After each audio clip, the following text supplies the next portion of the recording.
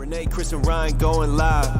Best podcast, Beauty and the Beast. Sit back and catch a vibe. Oh yeah, we talking zombies and apocalypses and all those things you like. Going beast mode, and if you didn't know, it's Peter Z up on the mic. Whoa, hey, TWD family, grab the snacks about the pantry. Subscribe and like if you can, please, or those walkers eat you like some candy. Hey, okay. You at the right place at the right time. No one does it better, that's the bottom line. Beauty and the Beast, this is prime time. Let's go.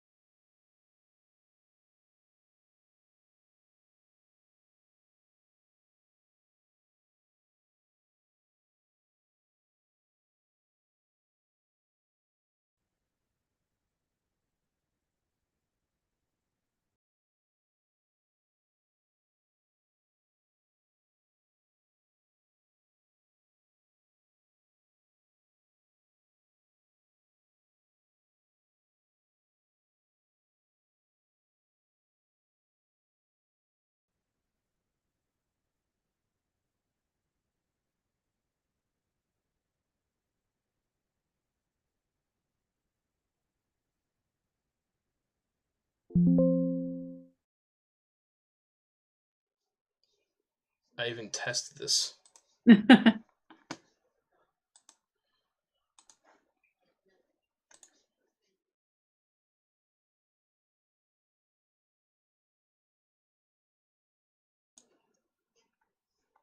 Hello, hello, hello. Okay, mine works now.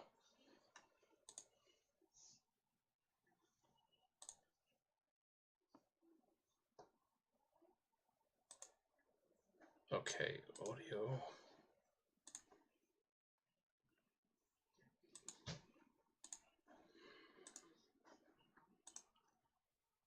She can hear, she said. Okay, she can hear me now, and she can hear you. Oh my god. I gotta figure out. I gotta figure out why, when I close out Streamlabs, why does it not always keep the settings that I have it at? Yeah, that's strange. Because it happened 2 weeks ago too. Yeah. Hey Becky, sorry. Yeah, Becky's here too. We're just All gonna. right. You know what? Hold on. We're not gonna do an intro music, but we are gonna do this real quick.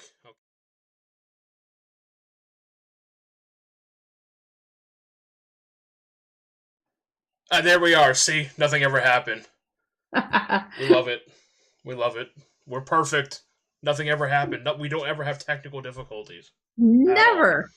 I really gotta commission an artist to make us some kind of animated screen, like one of those like the color like TV things where it's like please stand by, technical difficulties in progress, something like that. But I'll get Joy to make something up. that would be perfect. Thank you. um no, so what we were saying when thank God Steph was here to tell us that. Yes. Thank you, Steph. Episode 2, as we predicted, was going to be a lot about how Michonne got from point A to point B. Yes. And kind of like how episode 1 was all about Rick and what he was doing in that time frame. Episode 2 was about Michonne. And I loved the opening scene with Michonne and the fog and like the gas can walker and just Michonne and like the way she was dressed with the armor and the sword and like everything. It just reminded me of our first introduction to Michonne. Yeah. It was like that recall memory, and I was like, holy shit, like, that was so cool. One important thing I think that we always talk about is the time frame, right? How it's never clearly laid out. But what's a cool thing that we now know is that present day is 6 years after the bridge incident. Yeah. Which that's a huge piece of information because again, they don't always give us that.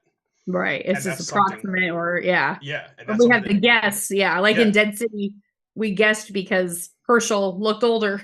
Yeah, literally. And we had to go, okay, well, he was probably around this age and now he's this age.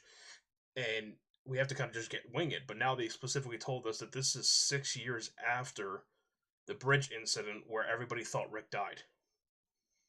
Mm-hmm. And we know he obviously didn't.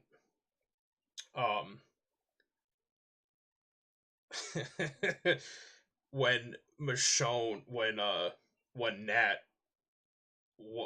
right, Nat, that's his name? Mm-hmm.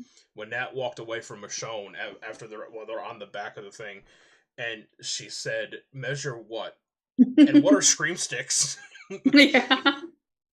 That was so funny to me and caught me so off guard because The Walking Dead for the past couple of years has been so serious.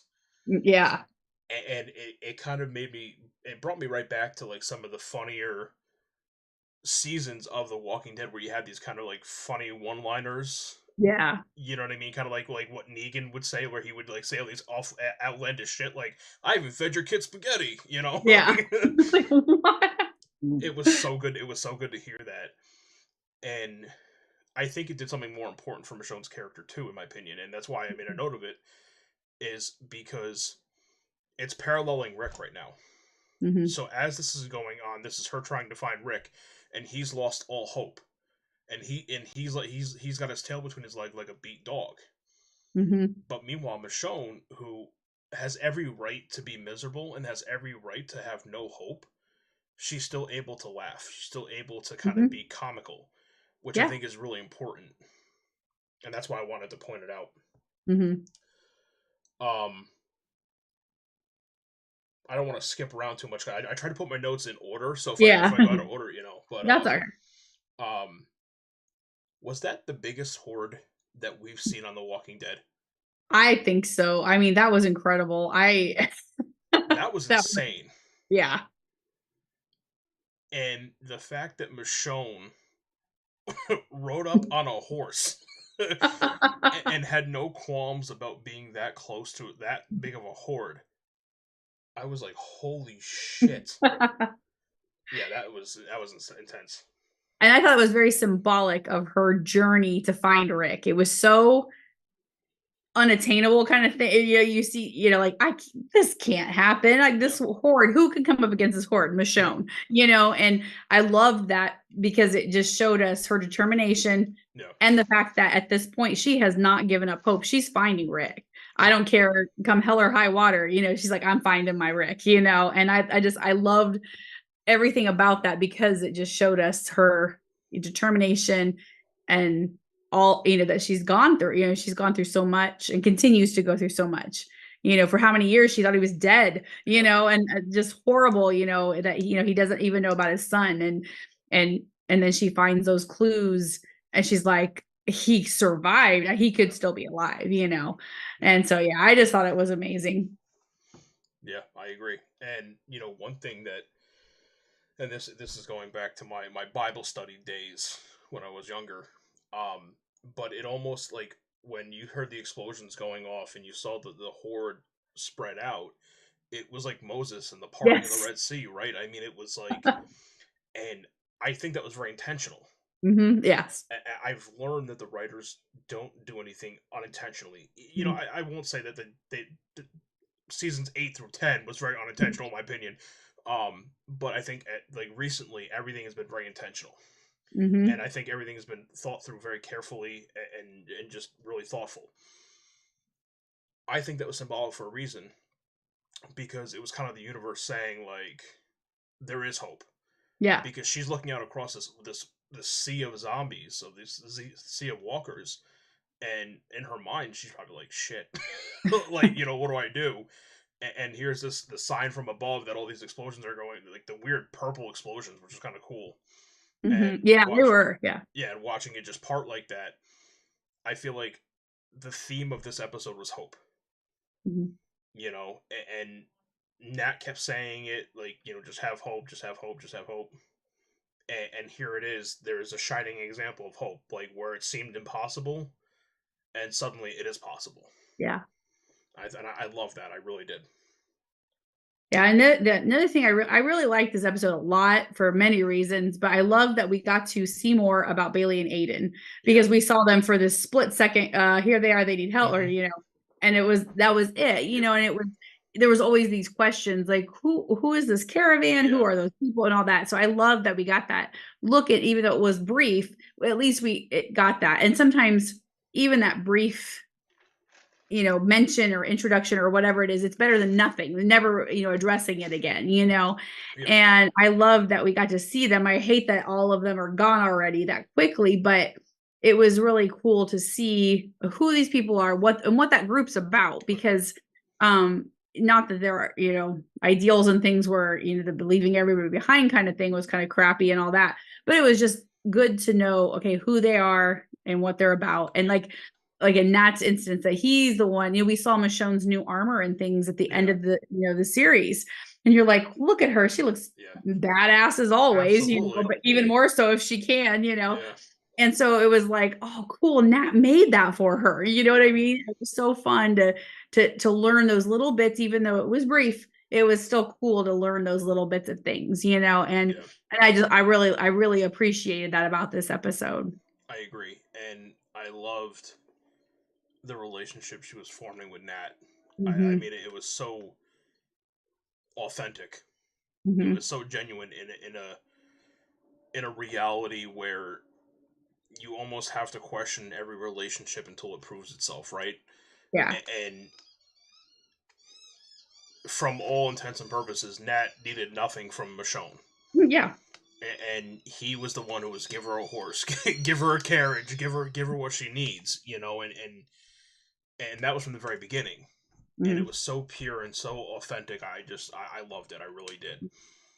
Do you think that we're going to see the caravan people again?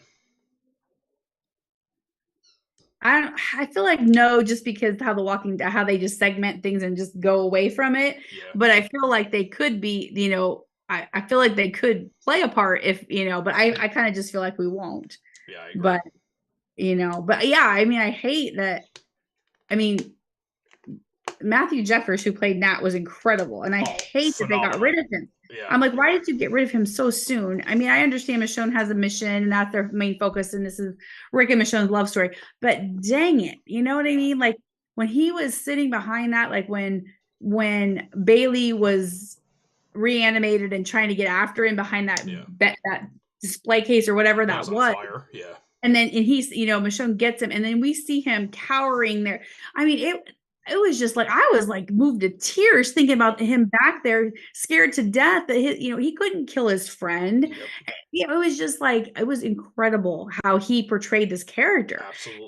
And I was like, what the heck? Why did you bring this guy in, get us all to fall in love with him and be, so entranced by his performance, and then you just kill, and his death was insane. I mean, I was like, oh my gosh, But I gut, didn't expect him to die. Like I expected him to die.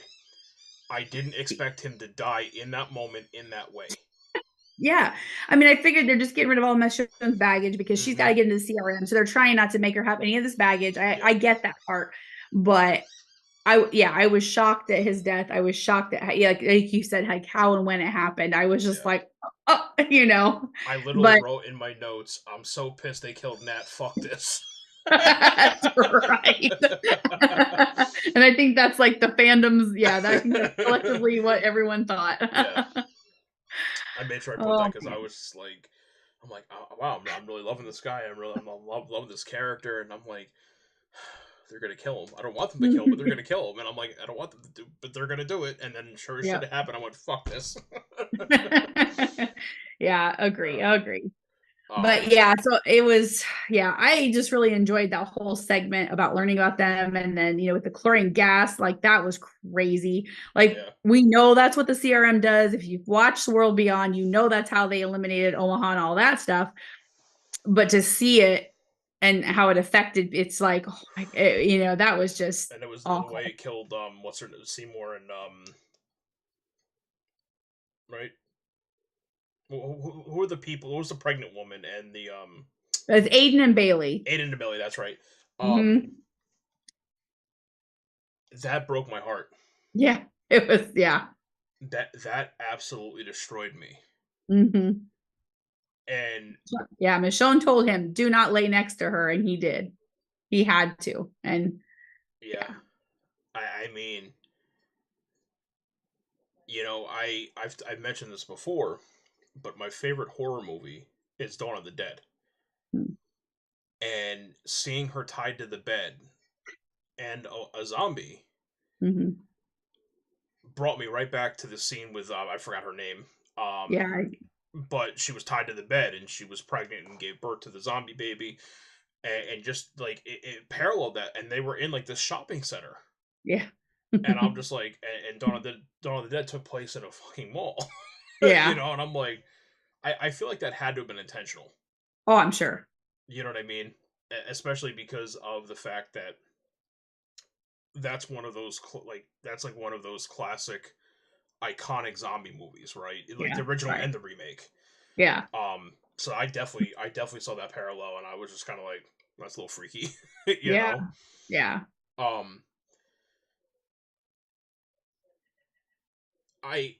I have my ideas of why I think it happened, but why do you think the CRM dropped the chlorine gas on them? I just think they see if anybody gets too close to them, they're just keeping it. Just like the culling facilities are a first line of defense to keeping out the walkers. This chlorine gas is what they're using. If anyone gets too close, then they just do it. Because Rick said later, I don't remember when he says it, but he talks about the guy. It must be after when he meets Michonne, he talks about the guys in red, the soldiers in red. So they've got those red things. They go out and they come back, but no one knows what they do, and that's what they're doing. And they come back covered in blood. Yeah, covered in blood. That's right. And so they're out there cleaning up anything that gets anyone who gets too close. Yeah, because people are unpredictable. Walkers are predictable. Right. And I mean, sure, it's different when you have a single person or maybe a couple people, but when you have a group of people like that, they're not. Caravan of people. Yeah. Right. Nope, not happening. They're gone. And I think that's what they're doing. So that was another element that broke my heart, and it was like what I equated to is watching the Hunger Games, and you see it's like the last movie, and you see the little packages coming down with the parachutes, and then you see the explosions happening, because you expect that. I read the book, so I wasn't that surprised. Right, but you're still... Yeah, but if you're watching the movies, you're like, oh, look, they're trying to help their people, and and then you see the explosions, like, holy shit, and that's how I felt, because I'm like, oh, it's a helicopter, oh, and then not a good helicopter, right, no, gas, and I was like, holy shit. And to me, that just put, I think I kind of said this earlier, but World Beyond, it was mentioned, oh, they destroyed Omaha, they destroyed the campus colony. But they did that, those people were brought, it was whatever the heck called day, I can't remember what it's called, but they were all celebrating that day. They were all celebrating and came together. They did it on that day because they knew they would all be in these locations, and they dropped that chlorine gas on Omaha and the colonies, or the campus colony. And that's what happened to all those people, and then they went in and shot the rest of them. Yeah. And just like, Okafor mentioned in the beginning when they were doing the bombing, in Atlanta and all the different cities, and he, chose to bomb his wife and the other soldiers instead, because he felt he was saving more people than what was being destroyed. So it just shows you how ruthless the CRM are. People, I think this series is finally giving us the CRMs are always been kind of this in the background kind of threat and things, and you can tell they're serious, they're very organized, that kind of thing. But this series is showing us that they are legitimately ruthless. The CRM itself, the Civic Republic is separate. They're not. They're like parallel but not together kind of thing, And I think that confuses a lot of people. The CRM is the military branch that is beholden to themselves, and Beale, Beale is in charge of them. And then the Civic Republic is the city, and that is separate. The CRM cannot come into the city. They can't do anything there. So, it's kind of hard to compartmentalize those, because you feel like they're the same thing, but they're one entity, but they're not. They're separate. Right. Yeah. And the CRM is like they answer to themselves. They don't. They're two arms of one body. There you go. That's yeah. And so this chlorine gas thing is huge. You know what I mean? Because if they've got that, there's a lot. They obviously have fuel to go wherever they want. They have, they went across the country to the West Coast. Exactly. Yeah. They're whatever they're doing, they're making their fuel to be able to do this stuff. And that chlorine gas is serious, serious stuff. I don't know the truth of it, but one of the theories I saw online was they were doing something similar to what we saw in Dead City, and they were utilizing walkers as a fuel source. Why not? I said that would make sense to me. There's no evidence to support it right now, but I thought that was kind of cool because, like you said, they're getting it from somewhere. I can't imagine the oil rigs are out there, getting oil at this point. They're going to have to find. I mean, how many years? The question. No, go ahead, Renee. The question, because what are they doing with all the A's? I mean, they're killing them, but what are they doing with them? So exactly, and we're how many years since the outbreak? Yeah, you have to imagine that aside from like random sequestered gasoline cans in random sheds across America, how many gas stations are still out there that have fuel that have not been tapped yet? So I honestly think that they have to, way before this point, they would have had to find an alternative fuel source. Absolutely. And they clearly have people, they have to have scientists. That's without it. I mean, there's no way that they would be able to make these chlorine bombs and things like that unless they already existed. But I'm assuming that because they use them so frequently, they have to have people who have the science know-how of how to make this stuff. Well, that's what the War Beyond. That's what those scientists. That's a good point. That's a good point. Yeah, that's a good point. So it was those scientists. They were doing all the experiments on the A's and things like that as well. But they were the ones who developed that chlorine gas. Good point. Yeah. So that it's. Yeah, so it ties together with that. So that's who's developed at least that part of it, So, but because like in that case, they were just recruiting them and telling them one thing: we're going to come here and we need the best, most brilliant minds to do this, this, and this. Then when they got there, it's like, oh yeah, by the way, we're also we're doing more than There's a little bit of underhanded stuff going on here. And the only way out is in a body bag.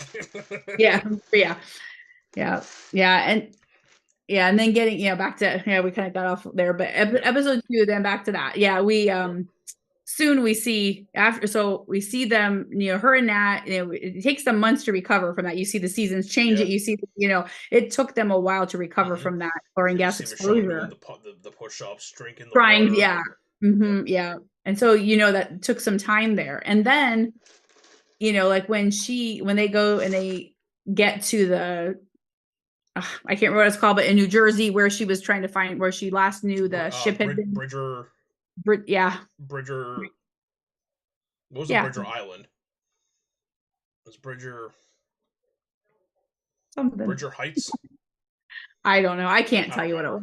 But yeah. Anyways, when she gets there, and then, she's looking around and like that, I feel like that incident with Michonne and her breakdown and all that, I think that was the first time she lost hope that Rick was still alive. Agreed. And that was hard to see that, because Michonne's a rock. She's not supposed to, like we see her and, she doesn't break down. Very rarely does that woman break down. Does she let those things affect her? Agreed. Where it's, shown like that, she in private, whatever. But like, we've only seen a very few rare times where she's really experienced that. And that was tough to watch, because especially in front of other people.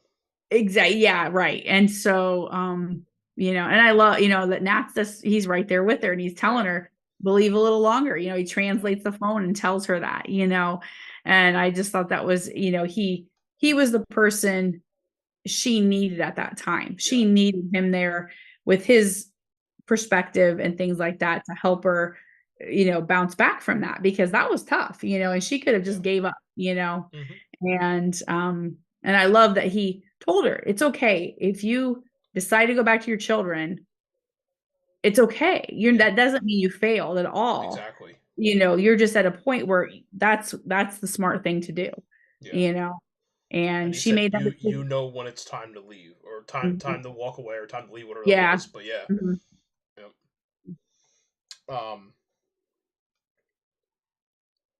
One thing that was,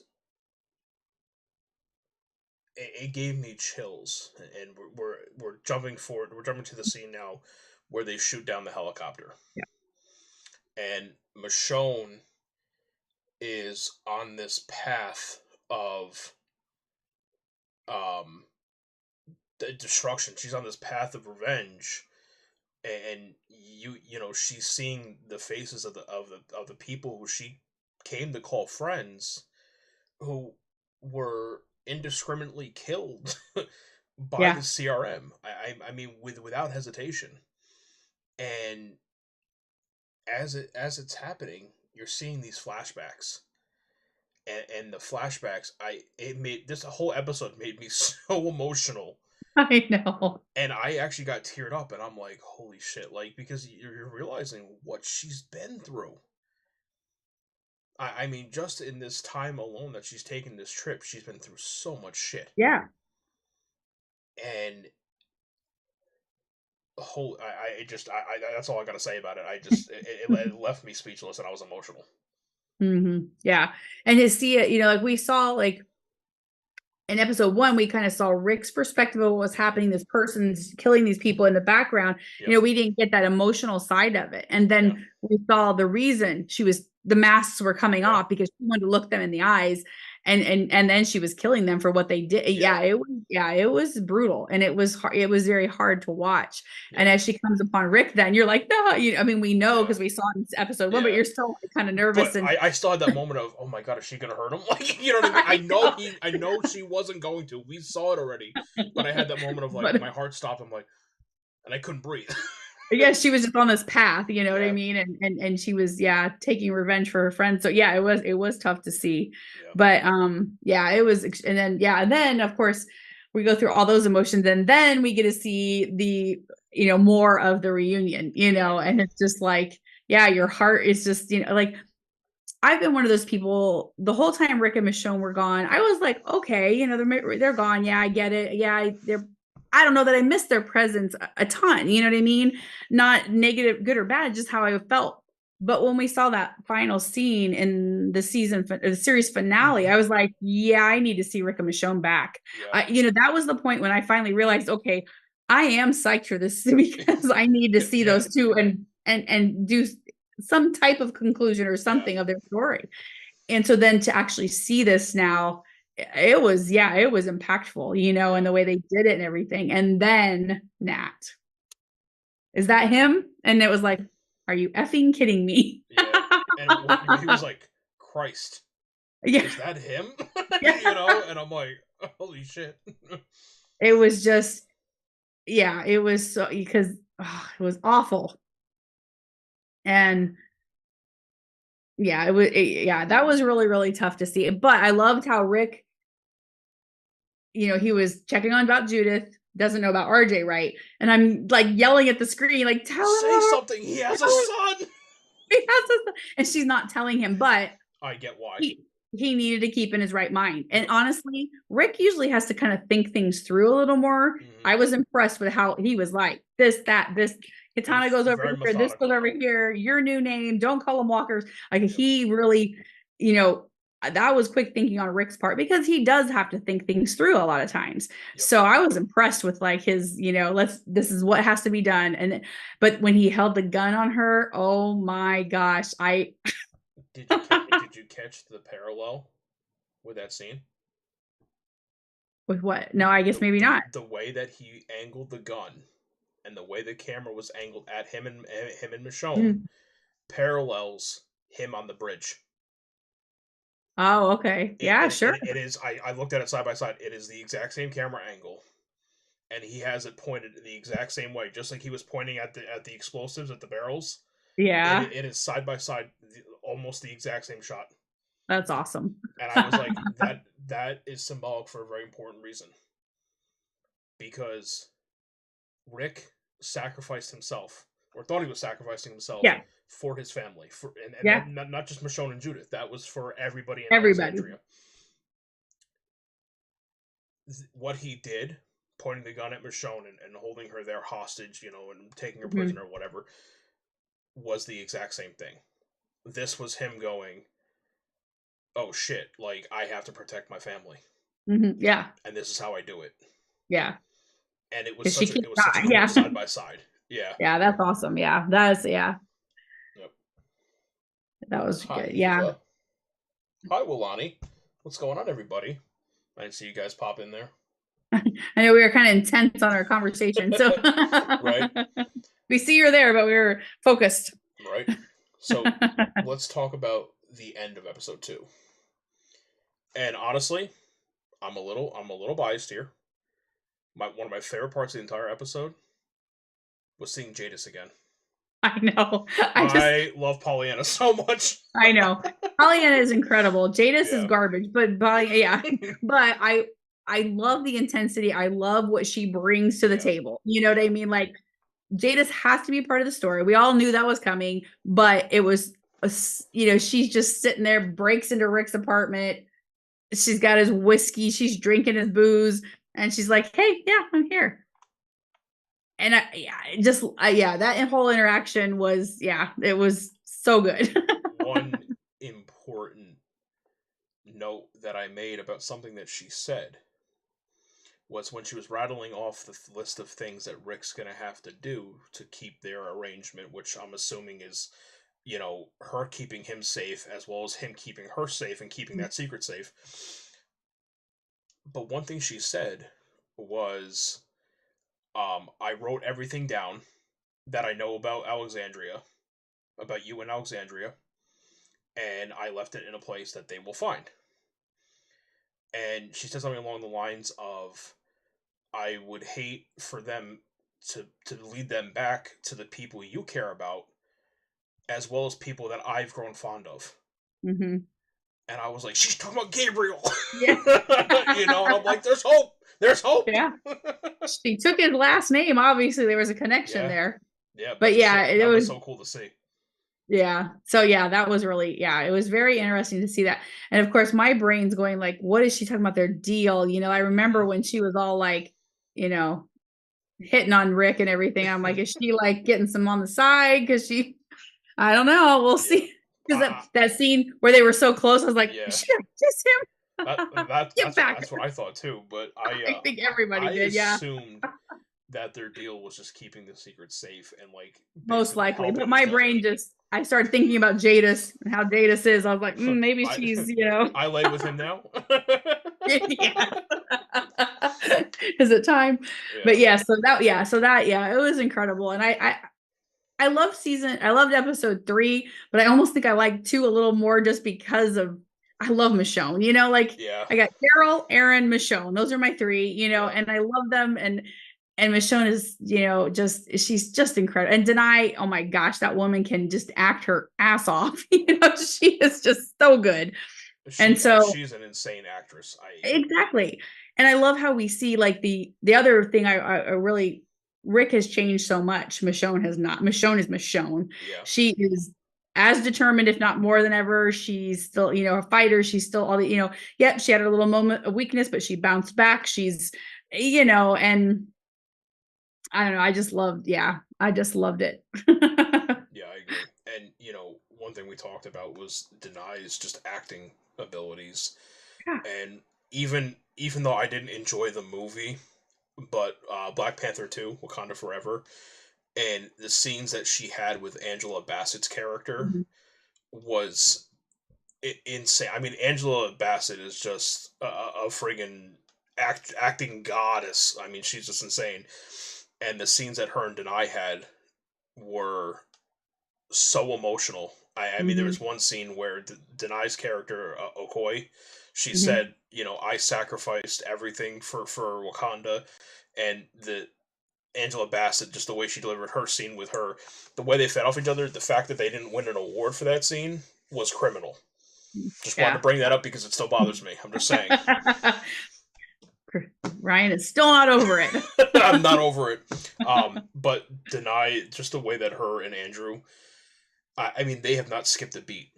Mm-hmm. Their chemistry, insane. Mm-hmm. I loved it. Yeah. Hi, Eva. What are you sorry for? yeah, Wulani. Jada's flirting with Rick is really funny to me.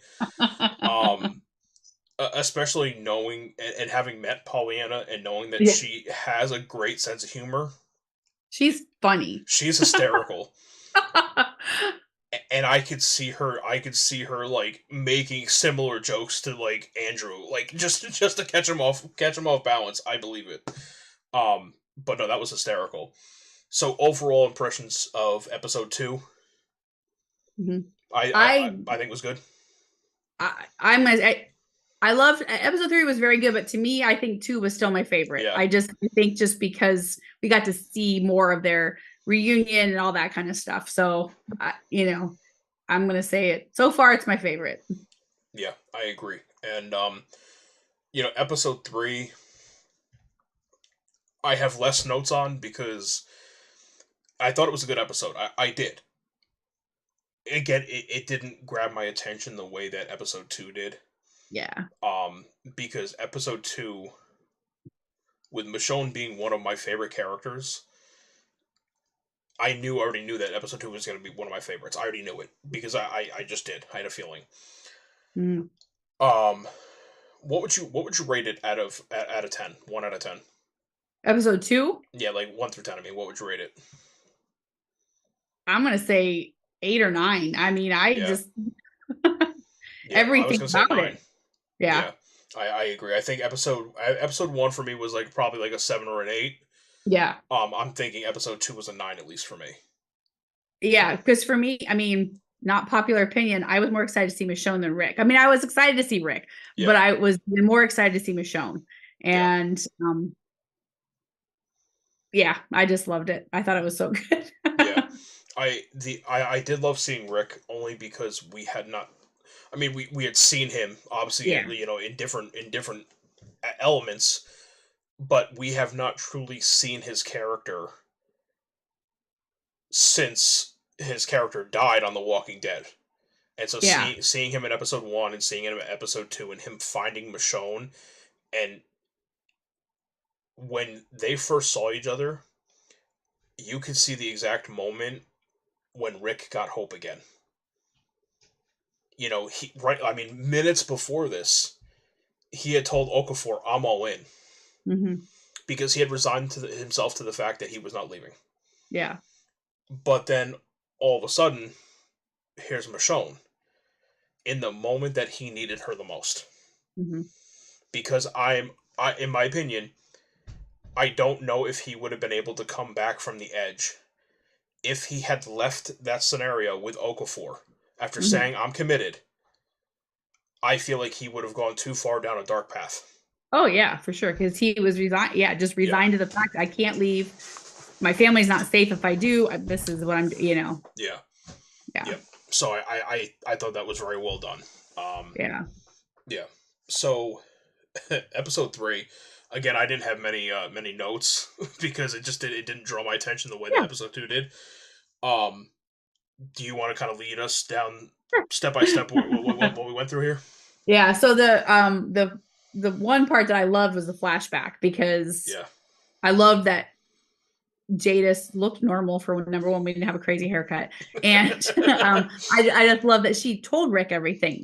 Like we all know now. Like we watch World Beyond, we know this, we know that. We know behind the scenes. She's been trading people for years, but I love that she finally, told that to Rick. And I found it quite humorous that she kept trying to instill, "I saved you, I saved you, I saved you," and Rick is like doesn't see it that way. He's like, "You took me where like, I'm prisoner because of you." yeah, sure, I'm alive, but I can't, do that. And I thought it was, I loved all the stuff with the vendors and stuff. That was really interesting. That they had, the French fries and the art people and the, just all those different things. I understand they're a very advanced community, but it was just like, like even more so than like the Commonwealth, they had just more things. And so it was just really interesting. And I just love how Jadis is like through the whole exchange. She is so chill about it. Just like, "Yeah, I'm eating French fries. This is great. Aren't you a fry guy?" When she said onion, or she goes, "Fries are good, but onion rings, that's living." I was like, it's the truth. I'm like, all right, she's not wrong. All right. Yeah. And then she, like Rick is listening to her, and then she says, then Rick starts to piece together the fact that she traded him to get her position. She's in the Civic Republic. It's not. Why didn't you have to do that? Because. And he looks at her and he's like, "Yeah, okay, it was me. You used me to do this." So that didn't sit well with him. So I really enjoyed that exchange with them. I enjoyed the fact that we got to see that and learn that Rick knew what we finally know. And then it goes back into that conversation. Like we kind of just pick up right where last episode left off, where they're in his apartment, and freaking when he says, "Yeah, you're a hero with a shit haircut." Oh my gosh. And I read an article Andrew Lincoln came up with. I think it was a Twitter response from Pollyanna McIntosh. She said that was Andy's idea. And then in another interview with her, she said that wasn't in the first script, that was added later. So she said they all said they need to get shirts with that printed on there. So I thought so funny. And so that's when we learned that she's got this file, supposedly got this file on Rick, that if she dies unexpectedly and whatever. And I'm thinking, does she really have all that? Could be. But why would you tell Rick that? Because Rick's the type of guy that will go find it and destroy it before, So whether she has it or not, we don't know. But obviously she knows enough information about Rick that she could really make things. I mean, his family, they could run that chlorine gas to Alexandria, drop it, and the son he doesn't even know will be gone, along with everybody else, So, and then we find, then he talks to Thorne about, Okafor's death. Of course, she heard about that and everything. They talk about that. What are your opinions on Thorne? What do you like? We don't know a lot about her yet. And there's some really weird, in my opinion, there's some really weird sexual tension between her and Rick. Yeah, see, I don't see that. Somebody mentioned that in the thing, but the actress even said there's no love triangle. She said she was adamant about not being a love triangle. I'm glad, because that's how it was coming across to me. And I think a lot of people were that way, but that's what she just said. So we'll see what pans out. Okay. But I don't know how to take her so far, because like, I think she's doing a great job as an actress. She's doing a wonderful job as a character. That part. I always like to just say that, because I don't ever want an actor to think I'm negating what they're doing as a time, because I could never do any of this, Absolutely not. Yeah. So anyway, I just like to say that, but it's just one of those things where, I don't know her angle. I don't know, it'll be interesting to see. She's obviously going to have a very vital point, part in all this, with Rick and Michonne and all that. So it'll be interesting to see, what goes on with that and everything with her, because I feel like, especially now that she's gotten that echelon briefing and she learned a lot of things that she probably never would prefer not to have known, kind of thing. So anyway, and then we see Michonne. Oh my gosh, that woman, she can't. You mean Dana? Yes, Dana, thank you. Whatever. Yeah, I was like, wait, what? Yes. She cannot hold back her talents. I mean, she can't. She cannot help herself. No, she's a survivor. She's a protector. This is what she does. And it's very difficult for her to try to repress any of that. And so she's just out there killing walkers. When she took the kill stick and she ripped the zombie's head off and then told her new friend to duck, and she chucked it at the other walker, clearing his head off. I went, Michonne, what the fuck are you doing? Nope. That's not what you're, Rick. That's exactly the opposite of what Rick. Yeah, that's exactly the opposite of what Rick told you to do. Yeah.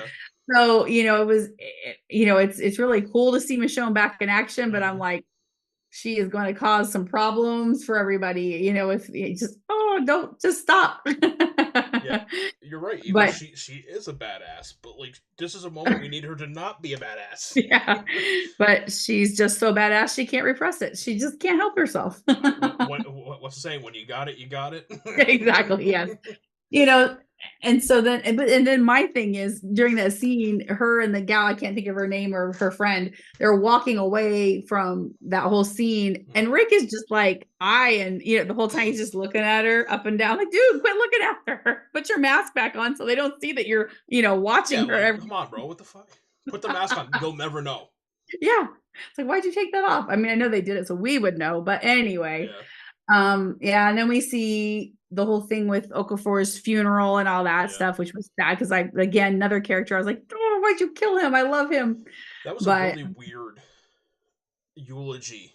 Yeah, that Bill gave him. What does this mean? Like, he's talking about his sword. And I'm like, wait, what does this have to do with this poor guy that died? And then he said something about when Okafor decided to drop those bombs, and I'm like, that was a weird. It's a weird callback to do with the guy's funeral. You know what I mean? Like, yeah. But it was cool when they mentioned the Mercer guy, though. Everybody's thinking Mercer, Mercer from The Walking Dead. So that was cool. But yeah, it was like, why did you bring that? That at his funeral? Why did you bring up that part about his wife and all that? I didn't. I guess he was just trying to show his sacrifice for the CRM kind of thing, maybe, or whatever. I think it was two-sided. I think it was to show his sacrifice for the CRM, but I also think it was kind of like a fuck you. Yeah. Because we already know that him and Okafor were butting heads. Yeah. And he was questioning his motives and everything. So I think that was like at a face value, it was look at the sacrifices he made for the CRM. This is the kind of loyalty that we need, and whatever. And then in his back of his mind, he's like, fuck you. Mm-hmm. I think it was like his smug little satisfaction he got from that, in my opinion. Yeah, no, I agree with that. Yeah. And then I did like that we heard more of the story of Thorne and Okafor, because we knew that she was one for the scar on his face, but we didn't know exactly. So, it was interesting to see him, he's cherry picking these A's because he's, that one's going to help me. That one's going to, do these new things that he had planned. Yeah. So I thought that was interesting. It's always, I don't know, it's always interesting to learn more backstory about these characters because we don't have a lot of time. And so it's good how they fit that in. They've got 6 episodes. Yeah, there's only 6. So 3 more. Yeah. So we're at the mid-season finale right now. Yeah. True, yeah. Yeah. And I liked how Beale he said something to Rick about his opinion of Rick, something. I can't remember exactly how he worded it, but he said that, but that's exactly how I felt about Okafor. And so kind of like the jury's still out. I'm still trying to decide, but that's how I felt about him too. So that was encouraging, to Rick, that he's seeing him as a potential leader in the community, in the military and things like that, even though we all know that's, Rick's just playing along and stuff. And then hope we really see more of Beale. Like I know, yeah, I really want to see him be a badass. Yeah, because he's a bad man. Yeah. He's awful, and I feel like we're just only seeing little glimpses of him, and we definitely need to see more of him. I think he's probably one of the most evil people that we've yet to meet in The Walking Dead, in my opinion. Well, yeah, destruction wise and things like that. I mean, Negan killed a lot of people. Alpha killed a lot of people, but this man killed hundreds of thousands of people. Yeah, that was his cities. Order. Yes, I mean, this wasn't. Yeah, he is killing cities. Yeah, exactly. And they intended on killing Portland, but luckily they made it in time to warn them or whatever. But he's a bad man, and so and then we see Thorne get her promotion. Yep. So command sergeant major. yeah, and then the echelon briefing, whatever that is, she got that, which that's her reaction to when she tells Rick that, she's, I learned. Yeah. So what she learned, I don't know, because there's a lot of things that we know, but I'm sure there's many things that haven't been, shown in either series, or any of the series, to see, what that's all about. So that'll be really interesting to see what happens with that more and things, so we see her get her that, and we just see more of Rick planning for Michonne to leave. He's decided he's not escaping because of Jadis's threats. But he knows if he can get Michonne out of the way, he can just deal with Jadis and handle that, and then smooth that over with her. And make it look like all this, and so he tells Jadis what he does, and then and it was really cool watching all that. And did you see that on the floor? It said, "Tell them I'm sorry." Did you see that? Yeah. So what did you think of that? Did you I don't know. I'm confused. I think there was a body there. I still haven't had a chance. I've only got to watch it once because I was busy, busy all week. But I think maybe there was something there. I wonder if someone committed suicide or something. Okay. And that in there, because at first I kept trying to think, well, who's sorry? Well, Rick, why would he say? I didn't fit with their story, and so that was the only thing I could come up with. But I need to go back and watch it for sure. But that was just one scenario possible that I thought. I think that logically makes sense. Okay, and then so anyway, but it was cool to see her, going through, and she had all the tools she needed, and I love seeing all the resources Rick has hidden in his apartment. To make the maps and all these things, to the key and all these things to make this plan. So then, of course, Michonne reads the letter. She's not going. She's not leaving Rick. No. I don't know why Rick thought that was even going to be a thing. It's like, you forget who you're married to, because that is not happening. 100%. And the fact that he said to Jadis that, oh yeah, she got away. And Jadis is like, I don't think so. She look over here. It's like, you sure about that, Rick? You might want to double check that. So. And then seeing her back at the wall with a kill stick. Yeah. And Jadis's thing was, she hasn't seen me yet. Oh wait. I was like, Jadis, and the first thing she says to Rick is, Jadis? Oh yeah. So that was. There's a lot of things that we know that I forget the characters don't know. Yeah. It's like with the Omaha thing, right? We all knew about that, but then watching them watch, right? It was Omaha, right? They watched on the TV, and I'm like, oh, that's right. We know about that, but they don't. They don't know. Yeah, that's not. They were fed a bunch of propaganda. We know the truth, and so it's crazy, and. Yeah, so there's tension there between Rick and Thorne, just him trying to keep Michonne. Obviously, they know Michonne is not a bee. They're quickly figuring that this is not whatever she's told everybody, whatever. And then we go to where Michonne gets her orientation day, and then she gets to find where Rick got the cameras made, or the pictures on the phones. The person's name is Benjiro.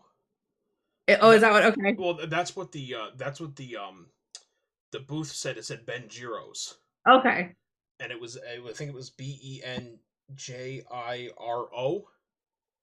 and it said Benjiro ''S. So I'm assuming that's who she's talking to. Okay. Did you get a little bit of goosebumps when he said to Michonne, "You just have to believe a little longer"?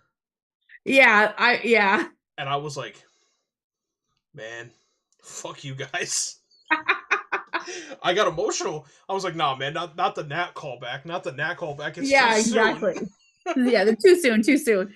Yeah, and I love that he recognized her. He's like, he knew who Michonne was. He's drawn her how many? We saw at least 4 phones that he had it on, 5 maybe. And then he brings up Carl. Which I'm not one of those people that was real distraught over Carl. I don't know, whatever. But knowing Michonne's connection to Carl, knowing Rick's, that's his son kind of thing, and that he could never quite get him right. It was like, that made me sad, because it's been so long for Rick that Carl's been gone, and it was difficult for him to, even Yeah, and to explain what this kid looked or whatever it was. But yeah, that was just really, that whole scene was pretty emotional, The only thing that's throwing me off, my opinion, Rick is very methodical. Rick, as we saw, I mean, when he heard the helicopter coming, he was like, "Okay, you got to do steps 1 through 5. You can't do step 6. You got to do steps 1 through 5. You can't do 1A. You got to do step 1." He told a random street vendor about his wife and his kids that he was trying to keep a secret from the CRM. And I get they're separate. I get the city and the CRM are like different things. I get that. But if I was Rick, I would assume that there's a spy everywhere. Because the whole point of this, the whole thing that keeps this thing from falling apart that they have is their secrecy. That's why when we see people get too close, they get taken out. Why would Rick take a chance that a random street vendor wouldn't find the nearest CRM soldier and be like, "Hey, so Sergeant Sergeant Major Grimes, he's having me do these pieces for people who are out there." And like, maybe I don't think he explicitly said it, but maybe Rick said to him that, like, "Hey, they're dead," but I kind of want, but he wasn't that surprised when Michonne walked up and Michonne said, "You did the drawings," and he was like, "Yes," and he wasn't shocked that Michonne was alive.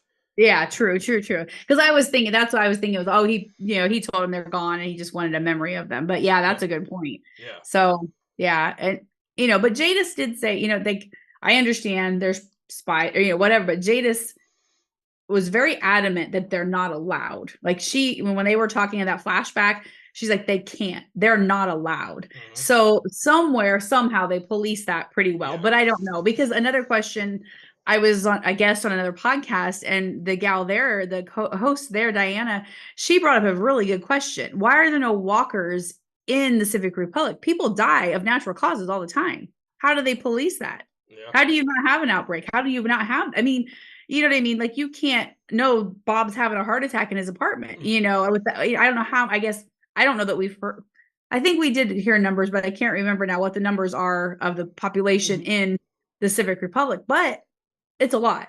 And so what's happening with these people who die of natural causes in their bed? How are they not infecting others? The way that I've kind of thought about this, because I had the same questions, the way that I kind of thought about it was, when people die in their apartment, they're going to turn. But they're in it unless it's a variant walker, which we have no indication there's any variant walkers in the immediate vicinity of where they are, right? They don't know how to open doors. Yeah. Your average walker doesn't know how to open a door. So they're going to wander around that apartment and wander around that apartment, that apartment. Then let's say that I die in my apartment. I have a heart attack and I die.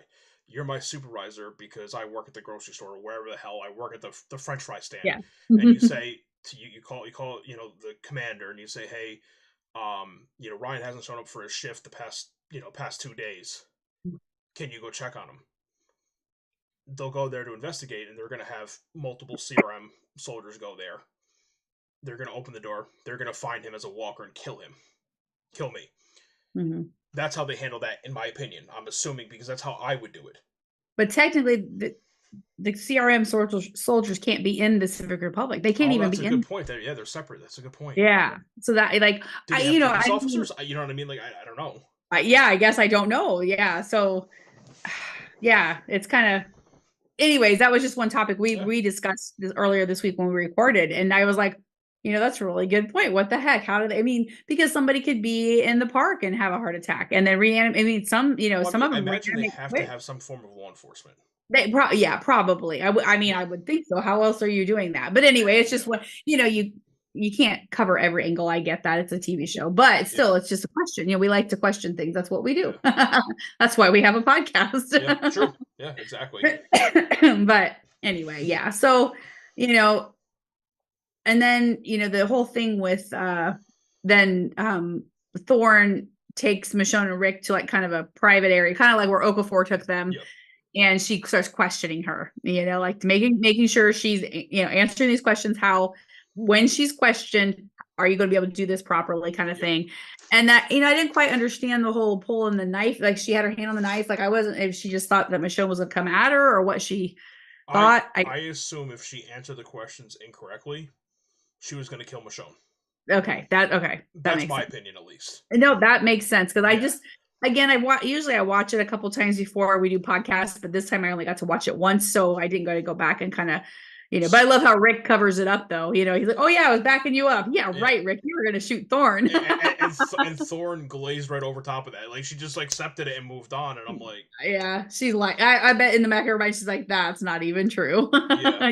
You're fighting too hard for this woman. This is not what's happening. What I'm assuming though is that she was planning on killing Michonne if Michonne answered incorrectly. Yeah, okay, that makes sense. Michonne was too much of a liability to be kept alive if she didn't answer them the way that she needed to.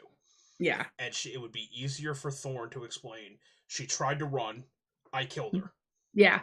And rather than keep her alive and have her be a liability, because at this point now, Thorne may have overextended her hand a little bit. Yeah.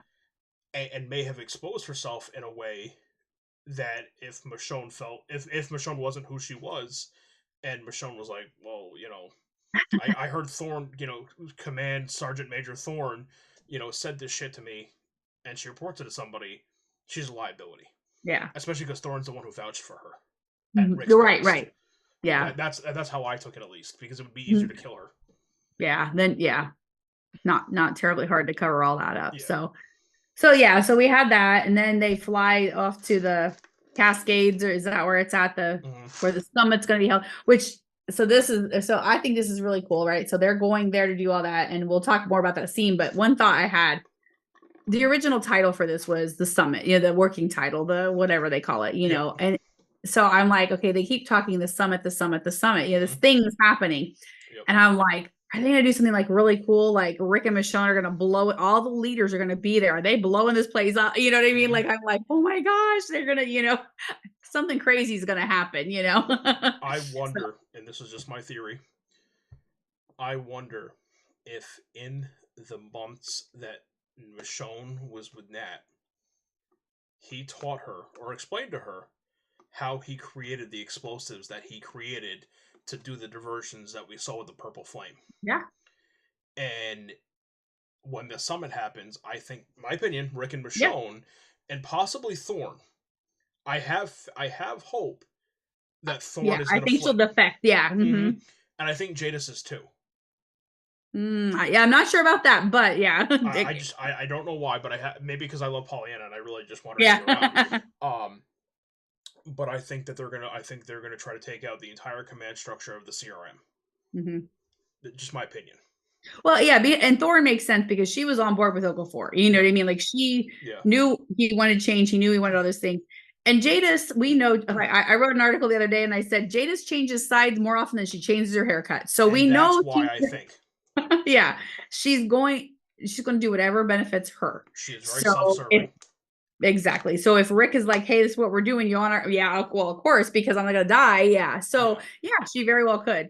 So it'll be very interesting to see that. But anyway, I mean, that was kind of jumping around, but so anyway, in the episode next, where they're out there, they're going to do this whole thing that Thorne has planned. But of course, Michonne, being Michonne, takes that RDIM explosive, whatever, and she just starts pushing it. And when Rick came up beside her, I was just like that, seeing those two together, even though we know they're kind of having some opposite feelings on everything going on and different, whatever's going on at the moment between them, they were together, they were unified at that point. And I was like, it just was so good to see that again. And then of course we got to see their kissing again, and it was just like, the whole, anyway, I just thought that was probably my favorite scene of the episode, just because it was seeing them back together again, working together. Yeah, agreed. But part of me was kind of like, Rick, what the fuck are you doing? Yeah. Like, Rick, stop. Yeah. Because you're going to get caught. Yeah. And there was always that part of it then. And so then we deal with all that. And then we get in the helicopter and Michonne loses her mind. Literally loses her mind. But I did find out that Denai confirmed that they jumped into water. Mm. It just wasn't in the budget to film all that. So Oh, maybe okay. so maybe in the beginning of this next one we'll see. I don't know. They're just gonna magically be in the water. I don't know. I don't. Yeah. A couple of the pictures they're wet, so maybe it'll just be that I like some of the new the promotional photos that AMC has released for this next episode are all Rick. There's nobody else but Rick and Michonne, so I assume, I mean, this fourth episode, Denai wrote it. Leslie Ann Bryant, who plays Thorne, has said that anyone who loves Roshone is going to love this episode. Okay. So I think it's Roshone centric. It's going to be just them, and that's all the promotion. There were probably 15 promotion pictures for this episode. All Rick and Michonne, nobody else. So yeah. So anyway, I didn't know if maybe they'll be wet or something. I don't know. And then Rick's gonna have to make his way back to the CRM though, because the last thing that Thorne says to him is, "You're being promoted. You're being brought up." Yeah. And so I'm assuming he's gonna attain the same rank that Thorne has, and he's gonna become a command sergeant major, and he'll have an echelon briefing, and that's when we're gonna find out what the echelon briefing is. Yeah. He's gonna find out more about the summit meeting that apparently the whole command structure of the CRM is going to be there for. Yeah. And I think that's the segue that Rick goes, this is our opportunity. We have to take, if we want to take out the whole CRM, we have to do it in one blow. We have to do it all at one time. And this is the only opportunity we're going to have. Yeah. And he's going to attempt to use his rank, his newfound rank that he's going to get in probably episode 5. And he's going to make a plan with Michonne and Thorne to take out the command structure. Yeah. And and it's possible too. There's other people who were on Okafor's side. You know what I mean? They're just kind of laying low because they're waiting for his cue or whatever. And now that he's gone, they're waiting to see who's going to step up into that position, and then they'll have their force that they need. But I mean, all they're going to need is a little bit of that chlorine gas. I mean, this is only, I don't know, a handful of people compared to a city. It's not going to take a whole lot to take them out, so get a couple helicopters with whatever they do with that. And it'll be interesting to see what happens, but I'm sure it's going to be something crazy like that, which I can't wait for. So I just think, I don't know. I think that they've done such a good job with the series. I think they're doing a good job of catching us up with things that have happened, with, Rick, Michonne, Jadis, what I mean? Like all of that. And while still making this fairly complex story move forward. You know what I mean? It's very, very well done. I still like Daryl Bed, the Daryl series a lot. I mean, I think that's really, but Daryl's my favorite. So that's, where I'm going to go. But I think they've done a fabulous job with this. And I think the fandom itself, they're really on board with this because it's Rick. I mean, Rick is the walking, you know what I mean? Like that's who, and who is Rick without Michonne, it's all, together. So I just think they're doing a phenomenal job. I mean, with the budget they had too, they better do a phenomenal job. But I mean, just a lot of the scenes we're seeing, you just like with the Daryl series, like just the cinematography is just, it's mind blowing. They're just doing incredible things. And, and I think, a lot of that has to do, they brought on new people too. You've had the same people in The Walking Dead, and that's fine because it needed to keep that tone and that, but these are new. They're different. They should be different. They should look different, if not, then you should have just carried on The Walking Dead of season 12. You know what I mean? Agreed. So but I think they're doing a wonderful job, and I'm really, really enjoying it. I have to put my one grind my guts segment out there, and it's minimal, I will say, because I agree 1,010% with what you said, Renee. I think that these spinoffs are being handled so well, and I mean that from the writing, I mean that from the acting, the directing, the producing, the camera operators. I mean, like everything is just perfect. But one thing I noticed in episode 3, when they were bringing that device and it got stuck in the mud, but right before that, you see Rick and the soldiers are moving out and getting ready to clear what they call delts. Right, the walkers. I believe it was Rick, if I'm not mistaken, is on the right side of the device, and he goes up. There's a walker wearing, like a female walker wearing a nightgown, as Rick is walking up to her, she stops and steps to the side. And I went, huh? That's not how that works. Yeah, and I'm like, the walkers don't do that. Walkers are predictable. Like, what? You know what I mean? Like, I'm like, what? And then he kills the walker, and I'm like, all right. I'm Yeah. like, I'll just take it for what it is. But like, I'm like, was it the walker, the actor was like maybe not like in the right spot and had to move to the side? But I'm like, Didn't quite. Yeah. Like I said, it was minimal. It was overall. If that was the only issue, which it was in my opinion, we're good. Yeah. Yep.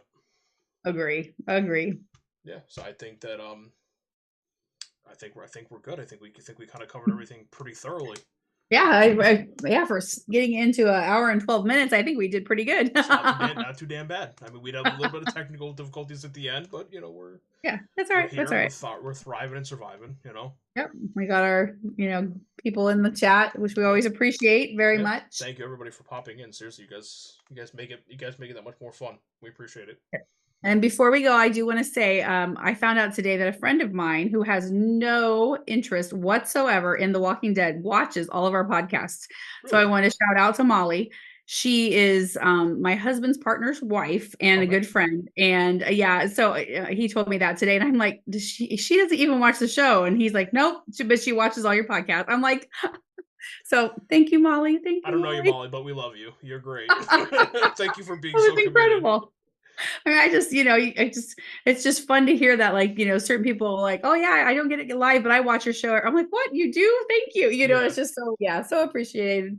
No, that was cool. And then of course we want to plug the camp. Absolutely. So we're gearing up 70 days until the camp, and we're so excited. Ryan and I are going to be there for sure doing panels. Chris, he's still on the fence a little, so we're not sure if he'll make it, but we hope he does. But if not, Ryan and I will do our best to represent. And like we'll be doing a lot of panels, and we have this year our guest guest podcast will be Relishing the Dead. Yes. So if you haven't check them out because they do so many. They just actually interviewed Matthew Jeffers, who played Nat, and it was really good. And they do a lot of interviews, and they're just getting started, but they're just doing a phenomenal job. And so check them out. They're killing it. Yeah, they really. Yeah. And so they'll be joining us for a couple panels at the camp as well. And if you haven't seen the lineup for the camp, go to thecampevents.com and check out that lineup, because you are going to fall out of your chair. Lenny James, Josh McDermott, those are two brand new ones. Pollyanna McIntosh will be there. And I mean, there's just lots and lots of some Chandler Riggs. Of course my brain is just stopped right now, but anyway, check out their website, and they just it's just going to be phenomenal. Lots of fun special events, parties on Friday. We're going to do like a pool party and karaoke on Friday. Saturday night is going to be halfway to Halloween, so you can wear your Halloween costume. And then of course just the daily panels, photo ops, autographs, special events. I mean, it's just jam-packed from like Friday afternoon through Sunday.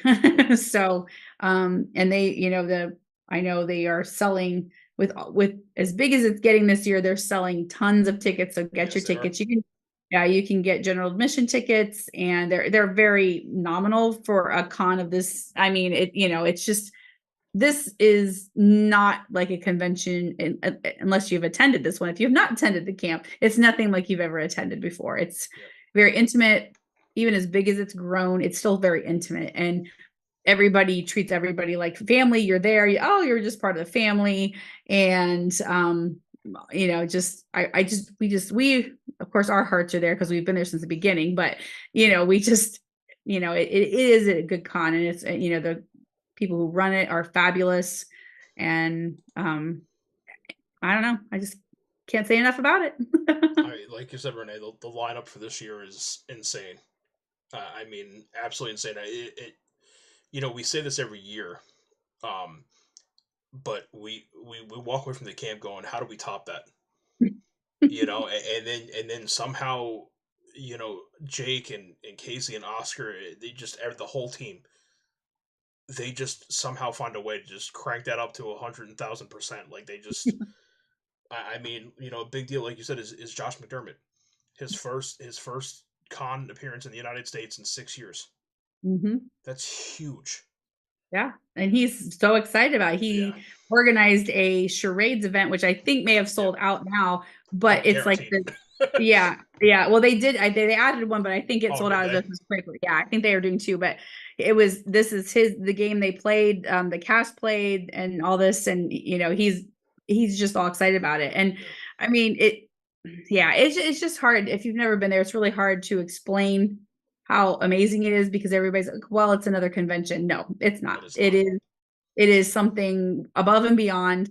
And, like Ryan was saying, Casey is one of the organizers, and then Oscar, who he has been in The Walking Dead, and other things as well. And Jake Carney too, he's been on The Walking Dead as well, and these guys, they know what the fans want. They know, they just have all three of them have just great strengths, and they have a great team of staff behind them helping them. And it's phenomenal. So if you haven't, it takes place in Peachtree City, Georgia, which is near Atlanta, and at the Peachtree City Hilton Convention Center, I think, something like that. Just go to the camp website, you'll find it, or Facebook or any of that.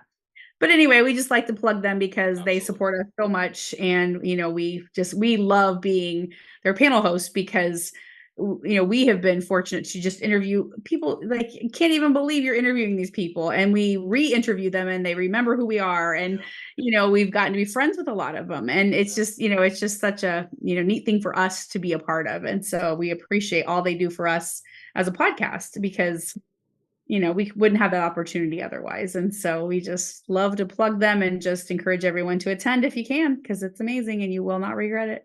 Absolutely. I got to give Casey and Oscar especially, just a lot of thanks and appreciation because, to your point, Renee, that otherwise we wouldn't have these opportunities. And it's insane that we can go 362 days without seeing some of these people, and and just have them instantly recognize you. And like one of my favorite characters is Princess, and one of my favorite humans is Paola. I mean, she's just incredible.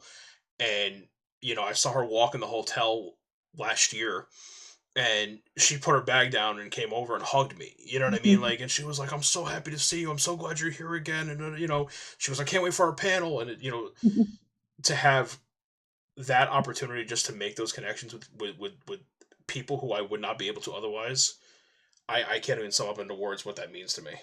Mm-hmm. So I truly appreciate Casey and Oscar so much. Yeah. Oh yeah, absolutely.